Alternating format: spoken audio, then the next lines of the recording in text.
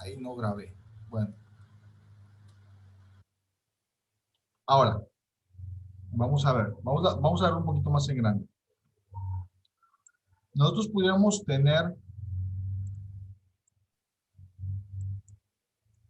9x. ¿Este sería un término positivo o negativo? Positivo. Positivo. No hay necesidad de ponerlo esto. A menos de que estemos haciendo una ecuación lineal y pues digamos 5x más 9x. Ahí sí tenemos que expresarlo. Ahora, aún así, aquí ya sabemos que este es positivo. Positivo. Muy bien, chicos. Ahora, decía también que tenía que tener una parte literal. Aquí tenemos la parte literal. ¿Cuál será? La X. La X. Muy bien. Ahora, también tenemos que tener un exponente. ¿Qué exponente tenemos aquí, chicos? Esa está buena. Por decir, si Pues, tuviéramos 2x el 1. al cuadrado, ¿cuál sería nuestro exponente? 2. El X. 2. El 2. Entonces, ¿dónde está nuestro exponente aquí? ¿Está o no está? Esa sería la primera pregunta. Sí. Sí, sí ¿Dónde está. está? ¿Dónde está, chicos? La X. Ok, está en la X. ¿En qué parte? ¿Dónde está? En la misma X, ¿no? En la misma X. Aquí no hay necesidad de presentar el exponente, pero de que Ajá. existe, existe. Sí, Es 1. exacto. ¿Ok? Después vamos a ver las leyes de los exponentes, pero vamos a aprender reglitas como todo número elevado a la 1 potencia es igual al mismo número, o sea, 9. Si tuviéramos 9 elevado a la 0 potencia, ¿cuánto sería? Eso lo vamos a ver en cálculo. Caray. 9 a la 0 potencia, ¿cuál sería? Pues sería un 0, No, ¿no? 1. 1. Un 1. Ah, ok. Todo número elevado a la 0 potencia es 1. Todo número elevado a la 1 potencia es el mismo número, es decir, Así es. 9. ¿Ok? Podríamos tener x a la 1 es igual a x. Entonces, aquí hablando de simplificar, pues no tenemos que ponerle este 1, está de más. A menos de que, bueno, ya necesitemos un exponente mayor, x al cuadrado, x al cubo, x a la cuarta potencia, a la quinta potencia, y así hasta el infinito, ¿no? Y bueno, esto es bueno que lo sepan, es parte de las leyes de los exponentes. Yo espero que ya no se les olvide, porque más adelante en cálculo lo vamos a utilizar. Quiero enseñarles un poquito de las derivadas, a ver si nos alcanza el tiempo para la próxima semana. Pero bueno, primero álgebra. Clases de términos. El término entero es el que no tiene denominador literal como 5a, ¿sí? 6a a la cuarta potencia por b a la tercera potencia o 9b. Término fraccionario es el que tiene denominador literal como 3a entre b. Aquí en teoría sería así. 3. Ay, tengo un mouse medio raro que se me mueve. Entonces, este sería un término fraccionario. Acá tendríamos los términos enteros, los que poseen las 4 necesidades, ¿no? Que es el exponente, el literal, el número. Y después tenemos el término racional. Es el que no tiene radical, como los ejemplos anteriores. E irracional, el que tiene radical como raíz de AB o raíz de X al cuadrado por Y.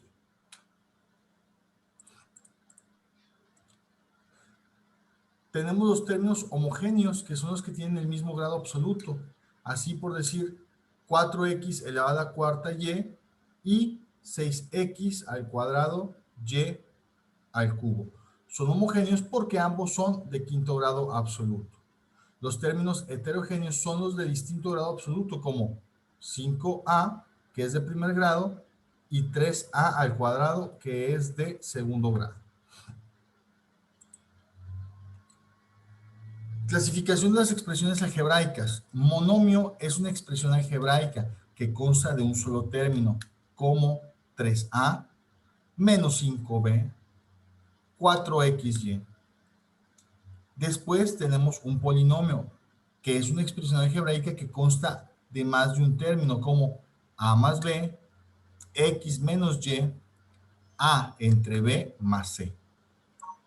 Binomio es un polinomio que consta de dos términos, como a más x, z menos n.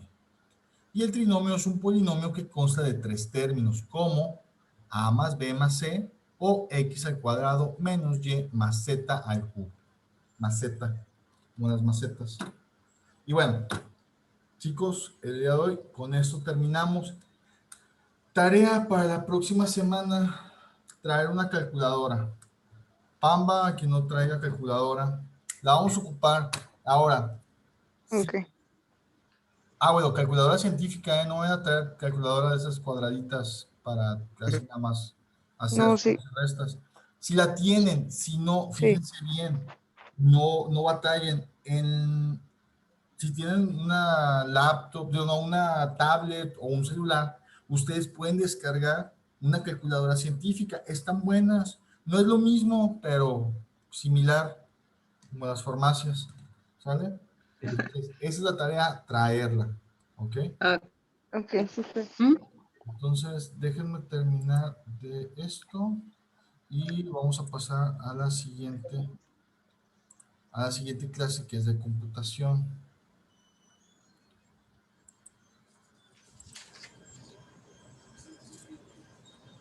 Déjenme hablar.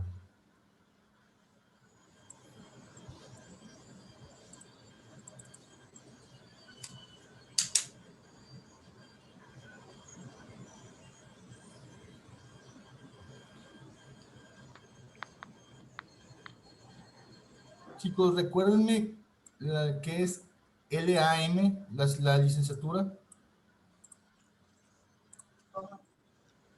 Administración. Administración. Ok. Mercadotecnia. Administración, mercadotecnia. Sí. Es licenciado en Administración y Mercadotecnia. Mercadotecnia, sí. Ok.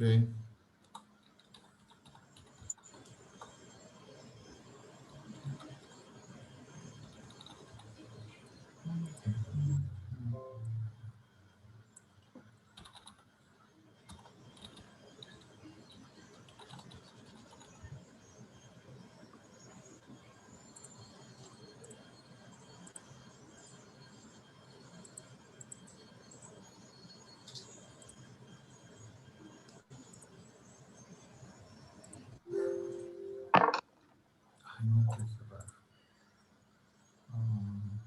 Seguro. Ahora sí. Ok, chicos, de entrada, ¿alguien me puede definir computadora?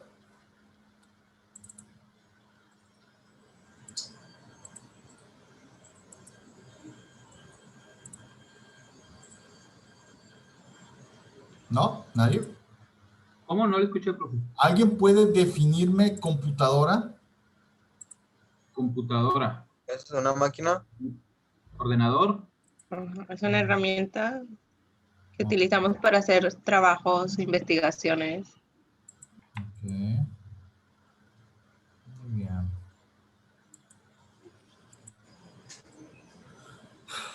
Listo. Máquinas digitales y analógicas. Una computadora, pues, es una máquina capaz de efectuar una secuencia de operaciones mediante un programa de tal manera que se realice un procesamiento sobre un conjunto de datos de entrada, obteniéndose otro conjunto de datos de salida. Es decir, nosotros a una computadora le ingresamos datos y la computadora, digamos, nos devuelve esos datos. Eso sería la dinámica de entrada y salida. En la actualidad se utilizan dos tipos principales de computadora, que son las analógicas y digitales. Sin embargo, el término computadora suele utilizarse para referirse exclusivamente al tipo digital. Las computadoras analógicas aprovechan la similitud matemática entre las interrelaciones físicas de determinados problemas y emplean circuitos electrónicos o hidráulicos para simular el problema físico. Las computadoras digitales resuelven los problemas utilizando cálculos y tratando cada número dígito por dígito. La computadora analógica es un dispositivo electrónico o hidráulico diseñado para manipular la entrada de datos en términos de, por ejemplo, niveles de tensión o presiones hidráulicas, en lugar de hacerlo como datos numéricos. El dispositivo de cálculo analógico más sencillo es la regla de cálculo, que utiliza longitudes de escalas especialmente calibradas para facilitar la multiplicación, la división y otras funciones. En la típica computadora analógica electrónica, las entradas se convierten en tensiones que pueden sumarse o multiplicarse empleando elementos de circuito de diseño especial. Las respuestas se generan continuamente para su visualización o para su conversión en otra forma deseada. Luego tenemos la computadora digital. Todo lo que hace una computadora digital se basa en una operación. La capacidad de determinar si un conmutador o lo que vamos a llamar puerta está abierto o está cerrado. Es decir, la computadora puede reconocer solo dos estados en cualquiera de sus circuitos microscópicos, abierto o cerrado, alta o baja tensión, los ceros y los unos, ¿no? Un 1 indica que está abierto, un 0 pues indica que está cerrado. En el caso de los números, 0 y 1 son los más comunes, ¿sí? O los únicos datos que va a reconocer la computadora. Sin embargo, es la velocidad con la cual la computadora realiza este acto tan sencillo lo que la convierte en una maravilla de la tecnología moderna. Las velocidades de la computadora se miden en megahertz o megahercios o millones de ciclos por segundo. Una computadora con una velocidad de reloj de 100 MHz, velocidad bastante representativa de un microordenador o microcomputadora, es capaz, fíjense bien, de ejecutar 100 millones de operaciones discretas por segundo. Las microcomputadoras de las compañías pueden ejecutar entre 150 y 200 millones de operaciones por segundo, mientras que las supercomputadoras utilizadas en aplicaciones de investigación y de defensa alcanzan velocidades de miles de millones de ciclos por segundo. Ahora, un resumen de la historia de la computación, pues es que uno de los primeros dispositivos mecánicos para contar fue el ábaco. Aquí tengo uno, por cierto, es de mi hijo. Muy útil, la verdad. Y cuya historia se remonta a las antiguas civilizaciones griegas y romanas. Este dispositivo es muy sencillo, consta de cuentas ensartadas en varillas que a su vez están montadas en un marco rectangular. Al desplazar las cuentas sobre las varillas, sus posiciones representan valores almacenados, es decir, mediante dichas posiciones que representa, almacena datos. A este dispositivo no se le puede llamar computadora por carecer del elemento fundamental llamado programa.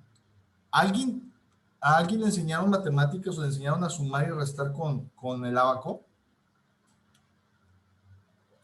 Sí, Sí. Ya, ¿no? La Nos mayoría, enseñó. aprendimos con ábaco. Fíjense que hace poquito mi hijo estaba batallando porque va en primero de primaria y, pues le ponen de que, a ver, 25 más, ¿qué número para llegar a 100? Pues no le alcanzan los dedos. Obviamente, ahora él nada más así con los dedos, pues hasta el 10. Entonces, pues tuvimos que echarle mano ahí al ábaco y bueno, sí fue comprendiendo el tema. Lo fundamental aquí es de que mediante las cuentas nosotros les damos un valor y ese valor se almacena, que es parte importante de lo de las computadoras, que es la parte de la memoria, ¿sí?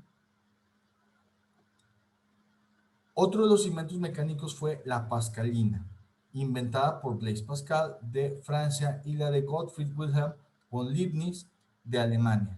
Con estas máquinas los datos se representaban mediante las posiciones.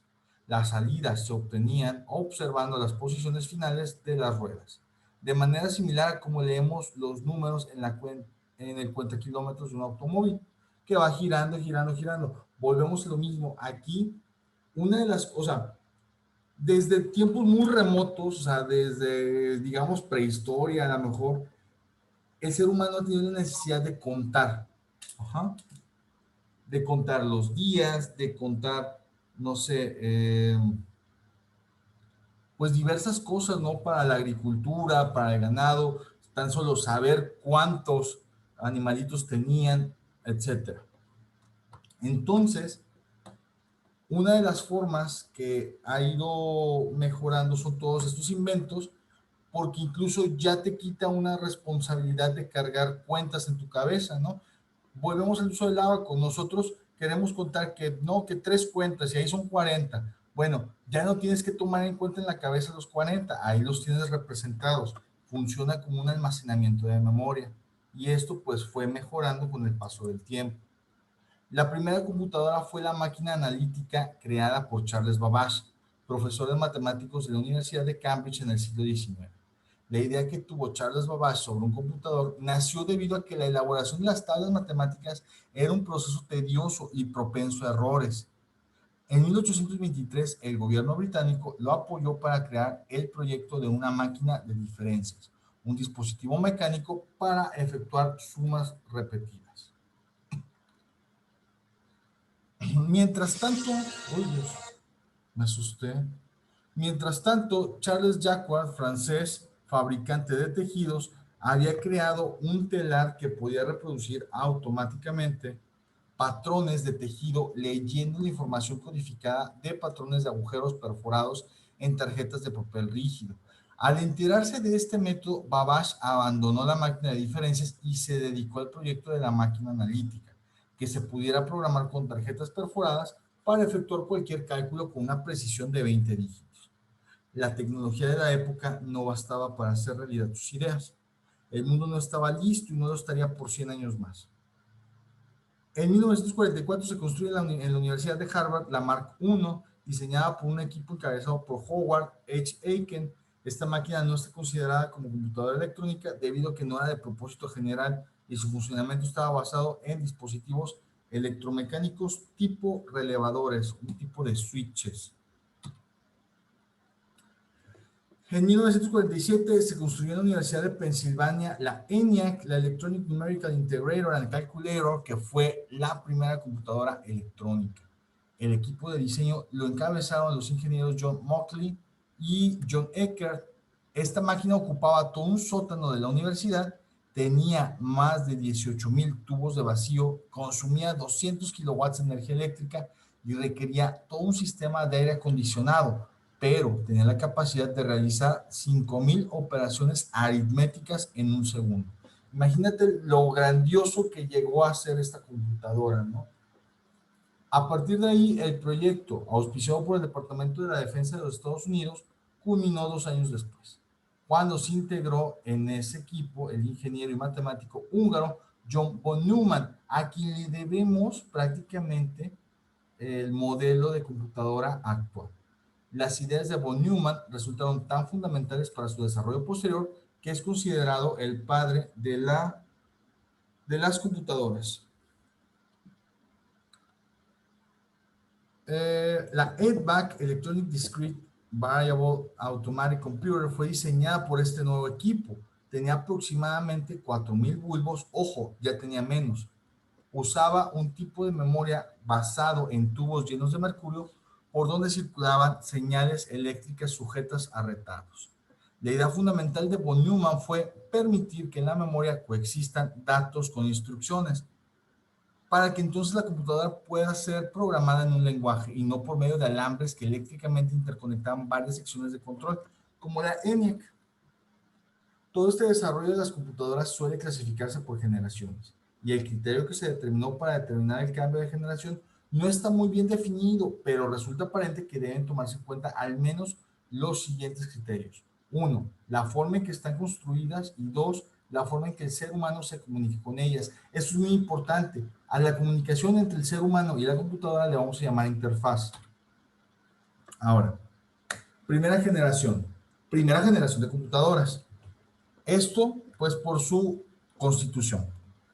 En esta generación hay un gran desconocimiento de las capacidades de las computadoras, puesto que se realizó un estudio en esa época que determinó que con 20 computadoras se saturaría el mercado de los Estados Unidos en el campo de procesamiento de datos. Y es entendible. Si alguien, imagínate, llegara hace 80 años, 90 años y te dijera, oye, ¿quieres una computadora? Tú ibas a decir, ¿para qué?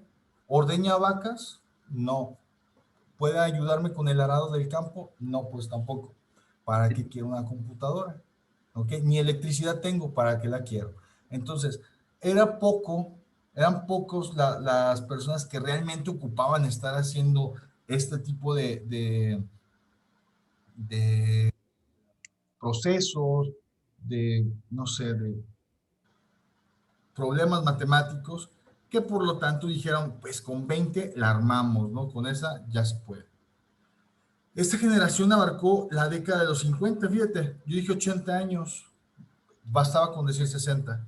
Se conoce como la primera generación y estas máquinas tenían las siguientes características. Estaban constituidas por tubos de vacío y eran programadas en lenguaje máquina. Sorry, listo. En esta generación las máquinas son grandes y costosas, de un costo aproximado de cientos de miles de dólares. En 1900 aparece la UNIVAC, la Universal Computer, que fue la primera computadora comercial. Disponía de 1000 palabras de memoria central y podía leer cintas magnéticas. ¿Alguien sabe qué es una cinta magnética? Sí, debe de haber. Yo escucho gente ya mayor. Sí, es para que no reciba tu energía el CPU, pero más que nada la tarjeta madre. No. Esas son las antiestáticas, ¿no? Las magnéticas era una forma como... ¿Alguien conoce Ok. como los cassettes? ¿Alguien vio los cassettes de esos de Sí. música? Sí. Sí. Eran como esas cintas. Se guardaba información ahí y se podía procesar. Las de las películas, Ándale, las películas que salen con un carretito. las de VHS. Ok. A las VHS también, ándale, muy bien, no me acordaba de los VHS. Pero Era bueno, para guardar información la cinta magnética. exactamente, era una forma para guardar información. Entonces, esta generación de máquinas tenían la cualidad de ser muy grandes y por tanto no podías tenerlas así como que, ay, voy a comprar una computadora ahí en el Liverpool, en el Liverpool medieval. No, no, o sea, no se podía porque pues, no podías comprarla así nada más, era muy cara y aparte no era como que nada más, voy a comprar una computadora porque pues quiero hacer mi tarea de matemáticas. No, tenías que también tener pues una estación completa, un ambiente adecuado por lo mismo. Imagínate, estaban utilizando tubos de vacío, generaban mucho calor, por eso tenías que tener, digamos, un área muy bien ventilada o de periodo climatizada. Ahora, en las dos primeras generaciones, las unidades de entrada utilizaban tarjetas perforadas. O sea, haz de cuenta que eran unas tarjetitas, venían unos hoyitos y mediante esos hoyitos se venían dando ciertas funciones. ¿Ok? Fueron retomadas por Herman Hollerith, quien además fundó una compañía que con el paso del tiempo se conocería como IBM, de International Business Machines. Después se desarrolló por la IBM 701, de la cual se entregaron 18 unidades entre 1953 y 1957. Posteriormente, la compañía Remington Rand fabricó el modelo 1103 que competía con la 701 en el campo científico, por lo que la IBM desarrolló la 702, la cual presentó problemas en memoria debido a que esto no duró en el mercado. La computadora más exitosa de la primera generación fue la IBM 650, de la cual se produjeron varios cientos. Esa computadora usa un esquema de memoria secundaria llamada tambor magnético, que es el antecesor de los discos actuales. Otros modelos de la computadora que se pueden situar en los inicios de la segunda generación son la UNIVAC 80 y 90, las IBM 704 y 709, y la Burroughs 220 y UNIVAC 1105. De aquí vamos a ver la segunda generación. Cerca de la década de 1960, las computadoras seguían evolucionando. Se reducía su tamaño y crecía su capacidad de procesamiento. También en esta época se empezó a definir la forma de comunicarse con las computadoras, que recibía el nombre de programación de sistemas. Aquí empieza lo que es la programación de sistemas. Anteriormente, o bueno, déjame terminar esto y te explico. Las características de las computadoras de la segunda generación son las siguientes. Están construidas con circuitos de transistores. Se programan en nuevos lenguajes llamados lenguajes de alto nivel. En esta generación, las computadoras se reducen de tamaño y son de menor costo.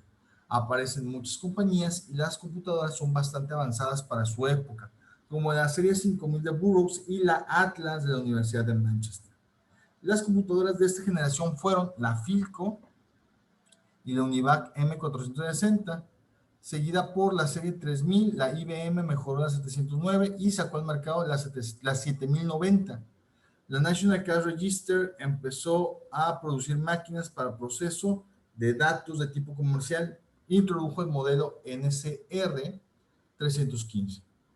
La Radio Corporation of America introdujo el modelo 501 que manejaba el lenguaje COBOL para procesos administrativos y comerciales. Después salió al mercado la RCA 601. Entonces, en la primera y la segunda generación estamos hablando de computadoras grandes, computadoras hechas por tubos de vacío, algunas eran por switches, donde intentaban que no era un usuario, ¿sí? La persona que controlaba estas máquinas probablemente era más visto como un operador. ¿Por qué? Porque intentaba manejar pues paneles de switches. Imagínate, creo que lo hemos visto a veces en las películas viejitas, de que tienes un montón de botones y de switches. Imagínate para hacer una acción o para hacer algún proceso, este crack tenía que saberse de todas. A ver, si quiero que, no sé, que me haga una suma, entonces yo tengo que prender el botón tal, apagar estos 4, jalar esta palanca y meter esta tarjeta perforada. Un ejemplo, ¿verdad? Porque la verdad no conozco bien alguna máquina, nunca las he visto, pero ese es el proceso más o menos, ¿sí? Entonces imagínate una compañía que dependiera de este proceso. Se te muere este crack, se te enferma, ¿qué haces? O sea, necesitas otro operador de este tipo para poder seguir haciendo funcionar esta computadora. Entonces, era un tanto difícil. La manera en que el ser humano se podía comunicar con la computadora era muy tedioso, muy difícil, muy complicado, y pues no cualquiera lo hacía. Después tenemos la tercera generación. Con los progresos de la electrónica y los avances de comunicación con las computadoras en la década de los 60, surge esta tercera generación. Se inaugura con la IBM 360 en abril de 1964. Las características de la computadora de esta generación fueron las siguientes. Su fabricación electrónica está basada en circuitos integrados, o sea, en lugar de tener, no sé, así me lo imagino. Déjenme hago un dibujito rápido. En lugar de tú tener un panel, ¿sí? Donde tuvieras un montón de switches, ¿sí? Una palanca, vamos a imaginarnos, o sea, botones, y en base a estos tú tendrías que controlar un solo proceso de la computadora. Ahora nacen los circuitos integrados. Si alguien llevó electrónica o algo así, o alguien ha abierto algún electrónico o algo, van a encontrar así como unas cositas negritas que parecen cucarachitas. Entonces, esta cosita, este circuito integrado, podía hacer unas, ¿qué te digo? Unas 20 veces lo que hacía este. En digamos que esto mide 1 centímetro cuadrado, mientras que este panel, pues a lo mejor mide unos 2 metros cuadrados. Entonces, la reducción de espacio, uno, ayuda a que las computadoras pues ya no se calienten tanto, que no necesiten un espacio específico para poder estar. Mejoran los procesos, se hacen más rápidos y obviamente pues va disminuyendo el costo. Ya no estamos hablando de una computadora de cientos de miles de dólares. Probablemente estamos hablando de una computadora de unos miles de dólares. No tan complicado. Un circuito integrado es como un chip, ¿no, profe? ¿Mande? Un circuito integrado es algo así como un chip. Ajá. Sí, ¿verdad? Menos específico. Haz de cuenta. Sí. Se maneja por entradas y por salidas. Tendrías un chip así. Por decir, tuvieras un... Ay, Dios. Mi mouse de repente está loco. Ya encargué uno nuevo. Tiene varias patitas. Normalmente son 8. Ay, no sé si aquí son 8. Entonces, por estos lados tiene el más y el menos, donde lo vas a conectar. Y por decir, tuvieras 2 entradas. Esas serían tus 2 entradas. Y esa sería una salida. ¿Sí? Lo mismo acá. Salida. Ok, y eso sería la tierra. Vamos a pensar algo así. Entonces, tú aquí, ¿te acuerdas que la computadora manejaba tarjetas perforadas? ¿Sí? Las tarjetas perforadas, se dan cuenta que eran así, circulitos. Había unos hoyitos perforados, otros no. Y cada uno, pues, tenía un código, como si estuviéramos hablando de binario, unos y ceros. El 1 es representado por los hoyitos, la ausencia de hoyito es representado como un 0. ¿Sí me explico? Tú metías una de estas a esas computadoras, chicos. Sí. Tú metías una de estas a las... Pensé que ya me había cortado la sesión. Metías una de estas a una computadora de primera generación y te decía, este crack quiere hacer una suma o quiere hacer tal proceso.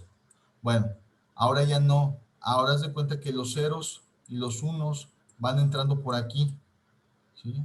Entonces, mediante tú le vayas metiendo algunos códigos aquí, por decir, si tuviéramos un circuito integrado AND, tendríamos que tener de este lado, tendríamos que tener 2 unos, digamos 2 hoyitos. ¿Para qué? Para que acá te devuelva un 1. Si aquí tuviéramos un 1 y un 0, pues acá la salida te va a devolver un 0, porque así está programado, ¿ok? Entonces, básicamente, esto ya no se hacía. ¿Por qué? Porque se lo indicabas a este, ¿sí? Indicabas qué era lo que tenía que hacer, o pudiera tener algún tipo de entradas que le indicabas, y pues ya, botones o algo, le apretabas 2, 3 botones, y ya era más fácil poderse comunicar con la computadora. Más pequeño, más sencillo. Y te digo, en lugar de tener un panel grande, teníamos estos circuititos de no más de 1 centímetro cuadrado, y con ese la armabas. Denme chance de cambiar de sesión, ya vamos para la última, no me tardo.